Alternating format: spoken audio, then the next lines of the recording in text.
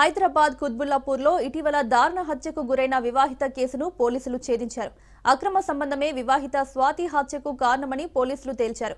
Green hills లో ఓ ఇంట్లో అద్దెకు ఉంటున్న స్వాతి ఆ ఇంటి యజమాని బోయ కిషన్ తో వివాహేతర సంబంధం కొనసాగించినట్లు పోలీసులు తెలిపారు. పెళ్లి చేసుకోమని ఇంటి యజమాని కిషన్ పై స్వాతి ఒత్తిడి చేయడంతో ఆమె అడ్డు తొలగించుకోవాలని భావించాడు కిషన్. దీంతో మేనల్లుడు రాజేష్ మరియు అతని వద్ద పనిచేస్తున్న వంశీలతో హత్య చేయించాడు కిషన్. మెదక్ జిల్లా తిమ్మాపూర్కి చెందిన స్వాతిని నవంబర్ 8న అతి దారుణంగా గొంతు కోసి హత్య చేశారు నిందితులు.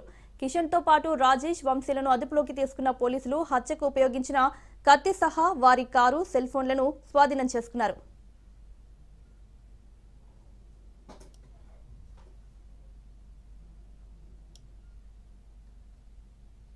Dundigal police station green hills కాలనీలో ఒక మర్డర్ జరిగిన సమాచారం వచ్చింది.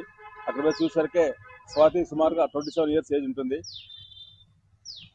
తన ఇంట్లోనే కిరాకున్న ఇంట్లోనే బెడ్ పైన రోడ్ కట్ చేసి చనిపోయినది అక్కడ. ఆ తర్వాత ఎవరైనా వెరిఫై చేసుకున్న తర్వాత వాళ్ళ బంధువులందరూ కూడా వాళ్ళ మదర్కి వాళ్ళందరికీ ఇన్ఫార్మ్ చేసిన తర్వాత 12 గంటల 10 నిమిషాలకు మాకు దరఖాస్తు తీసుకోవడం జరిగింది. కేసు రిజిస్టర్ చేసినాము.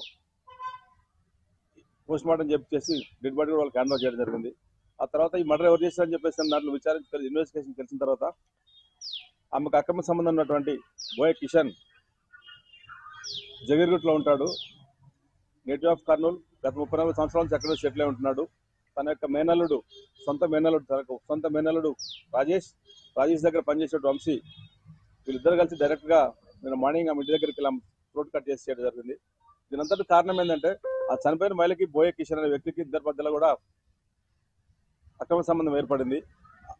ఆ అక్రమ సంబంధం లీడ్ చేసి ఇద్దరి మధ్యలో ఘర్షణ వల్ల రెండో మ్యారేజ్ నన్ను చేసుకోక ఇబ్బంది పెట్టని చెప్పడం వల్ల ఈ మర్డర్ తన యొక్క సొంత మేనల్లుల ద్వారా మర్డర్ చేయడం జరిగింది.